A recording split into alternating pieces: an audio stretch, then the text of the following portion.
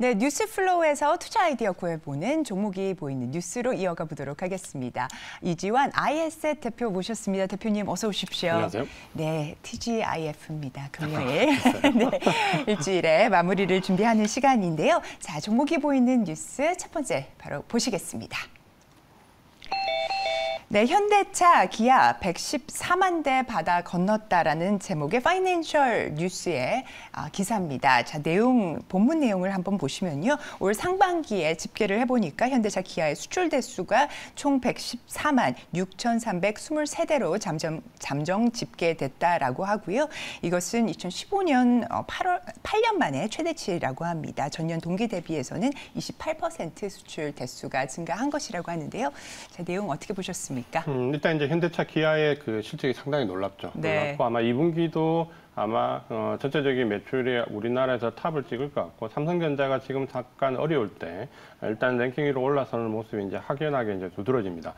특히 이제 2분기 같은 경우는 우리가 1분기에 현대차, 기아가 실적이 좋았던 부분은 어떤 병목 현상에 의해서 나오는 가두기적 현상이 아닐까라는 레포트들이 사실 많았습니다. 네. 그래서 2분기 실적에 대한 우려감이 컸고, 특히 IRA에서 현대차, 기아가 배제가 되면서 이 부분이 실적에 상당히 어려움을 가하지 않을까라고 했는데, 실제로 뚜껑을 열어보니까 차량 인도대수 수출 물량 그리고 국내 내수 물량까지 상당히 탄탄한 실적이 나왔습니다. 그리고 이제 여기에 조금 더 고무적인 부분을 좀 본다면 일단 이제 재고 수준이 예상보다 계속해서 낮다라는 부분인데, 최근에 이제 테슬라가 매출 확대에도 불구하고 재고 부담 때문에 상당히 어려울 수 있다라는 뉴스들이 쏟아지는데, 거기에 비해서 현대차나 기아는 재고 수준이 상당히 낮은 수준으로 유지가 되고 있고요. 환율도 이제는 긍정적인데다가 원자재 가격도 낮아지면서 생산에 대한 부담도 상당히 많이 줄었습니다. 이러다 보니까 내수 수출 그 양쪽 모두 실적이 굉장히 큰 폭으로 올라오는데, 현대차, 기아 할 것 없이 이 부분은 좀 긍정적인 게, 이전에 현대차나 기아가 수출 모델들이 대부분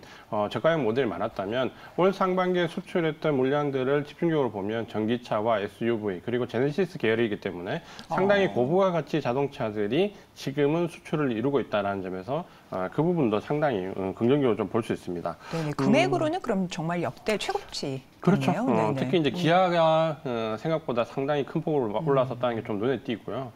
이런 부분들이 아마도 지금 현재 우리나라 수출이 상당히 어려운 가운데서도 6월 달에 한 16개월 만에 처음으로 이제 턴어라운드를 했는데, 거기에 이제 상당한 큰 공을 이 자동차 쪽에 했다. 이렇게 보시면 될 것 같습니다. 네, 현대차가 전년 대비 21%, 기아가 35% 성장했다라고 하는 부분이 담겨 있습니다. 관련주로 어떤 종목들 좀 눈에 들어오십니까? 일단 이제 지금 아마 가장 시장이 핫한 부분이 현대차, 기아와 아마 부품주들 겁니다. 어제 시장이 굉장히 안 좋은데도 불구하고 자동차 부품 관련된 종목들이 상당히 큰 폭으로 올랐거든요. 그러니까 여기에 이제 주목을 좀 하셔야 될 것 같고, 그 중에서는 역시 이제 그 대장주를 할 수 있는 부분에 주목을 좀 하시는 게 좋을 것 같습니다. 그래서 우리가 현대차 얘기는 좀 많이 드렸기 때문에 기아를 조금 더 주목할 필요도 있고요. 재고 수준이 낮다, 뭐 환율 긍정적이다 이런 부분 말씀드렸는데, 특히 기아 같은 경우는 내수가 29만 대 이상 판매를 했습니다. 그러니까 이게 아마 기아차 역대 최대 그 신기록을 달성한 걸로 지금 나오는데요. 그만큼 이제 기아차의 선전도 상당히 두드러지고 있다. 이렇게 좀 보시면 될 것 같고요.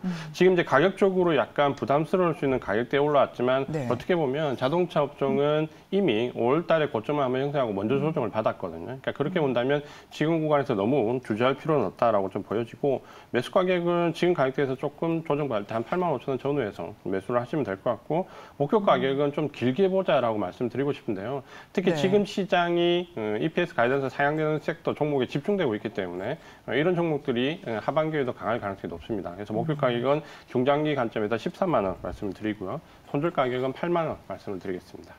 EV9 출시 반응이 좀 좋은 것 같더라고요. 네, 지금 안 그래도 그 부분에 대한 그 약간 호불호가 있긴 한데, 전반적으로 생각보다 괜찮다, 나빼도 배는 게 좀 많다라는 그런 으로 보셔도 될 것 같아요.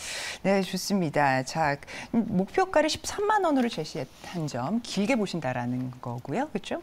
네, 좋습니다. 자, 종목이 보이는 뉴스 두 번째 기사 살펴보겠습니다. 네. 삼성 HBM 시장 점유율 50% 이상, 자, 경쟁력에 대한 우려를 일축했다라고 하는 연합뉴스 기사입니다. 자, 내용을 살펴보니까요. 삼성전자 이미 주요 고객사에 HBM2, HBM2E 제품을 공급을 해오고 있고요. 그래서 삼성의 HBM 제품 시장 점유율 여전히 50% 이상이라고 삼성 측에서 밝히고 있다는 내용입니다.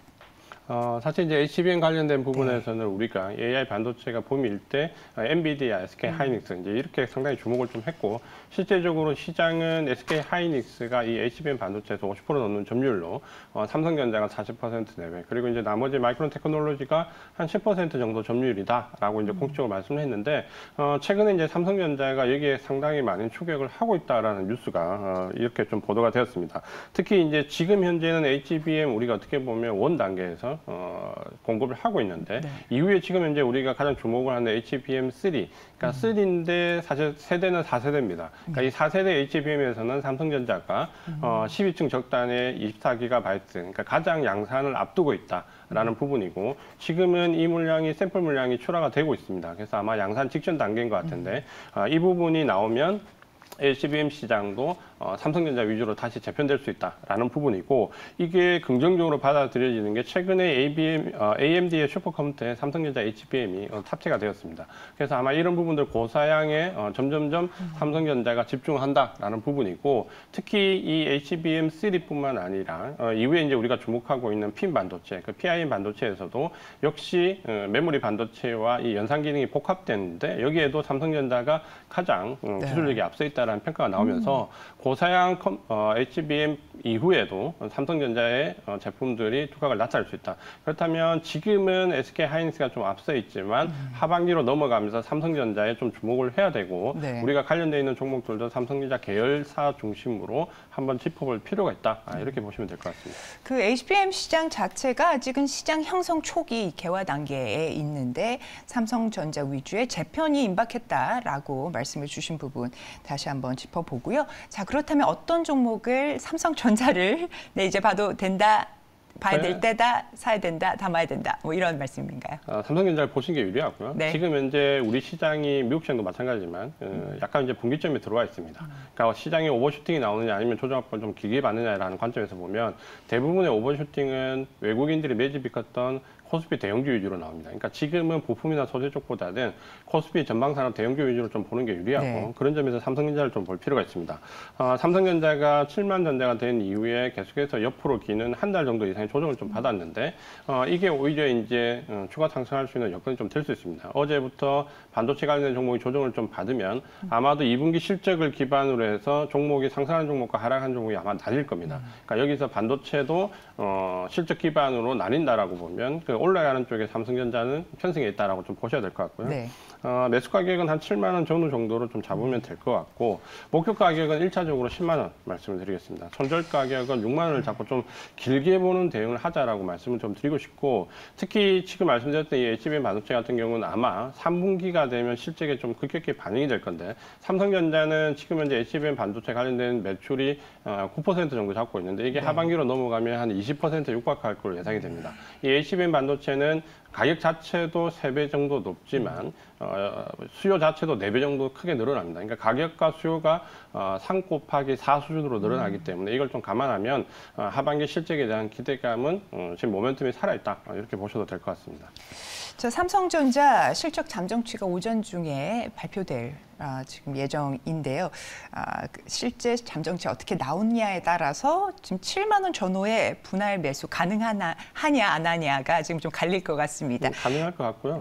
아마 그 삼성전자 기대치가 워낙 낮기 때문에 여기서 더 나빠진다고 해서 그 가격적인 요인에 크게 충격을 줄 것 같지는 않습니다. 좋습니다. 네, 목표가는 10만 원으로 제시를 주셨습니다. 자, 이어서 오늘장 공약주 확인해 보겠습니다. 오늘 말씀드린 이제 공략주는 좀 전에 말씀드렸던 자동차 관련된 섹터 중에서 한국 타이어앤 테크놀로지를 말씀을 좀 드리려고 합니다. 지금 현재 우리가 전기차에서 가장 부품과 관련된 부분 혹은 소재와 관련된 부분에서 집중해서 봐야 될 부분이 전기차 자체와 2차 전지 이제 여기에 가장 포커스를 맞추고 있고 향후에 이제 타이어와 공조 시스템 그리고 경량화되는 프레임 이 세 가지가 가장 중요한 요소가 됩니다. 이제 그 중에 타이어에서는 우리나라에서는 한국 타이어앤 테크놀로지가 전기차 전용 타이어에서는 가장 앞서가고 있습니다. 이런 부분에도 불구하고 사실 이제 경영진과 관련되어 있는 문제라든지 노이즈라든지 혹은 대전 공장의 화재와 같은 부분 때문에 주가 조정은 상당히 많이 받았고 다른 타이어 업체에 비해서 가격도 상당히 낮게 형성되어 있습니다. 네. 그러니까 이런 악재가 오히려 장기적인 관점에서 보면 좀 주가 종목을 좀 싸게 살 수 있는 계기가 된다라고 네. 좀 보셔도 될 것 같고요. 2분기 실적에 대한 기대감이 분명히 있습니다. 영업이익이 2,100억대 이상 나올 걸로 기대하고 있고 이건 전년 비해서 한 12% 가까이 상승할 걸로 예상됩니다. 그리고 주가는 지금 화재로 인한 가단 조정 그리고 전기차 전용 관련돼 있는 점유율이 특히 폭스바겐을 비롯해서 글로벌 대부분의 전기차 앞서가는 기업들 전기차 전용 타이어를 공급하고 있습니다. 그러니까 이 부분이 실적에 반영되면 점차 업황 개선과 함께 나아질 걸로 기대를 하고 있습니다. 네. 자, 그러면 마지막으로 가격 전략 짧게 확인하겠습니다. 지금 36,000원 전후에서 들어가시고요. 네. 목표 가격은 51,000원, 손절 가격은 3만 원 말씀드리겠습니다. 네, 오늘 말씀 대단히 감사합니다.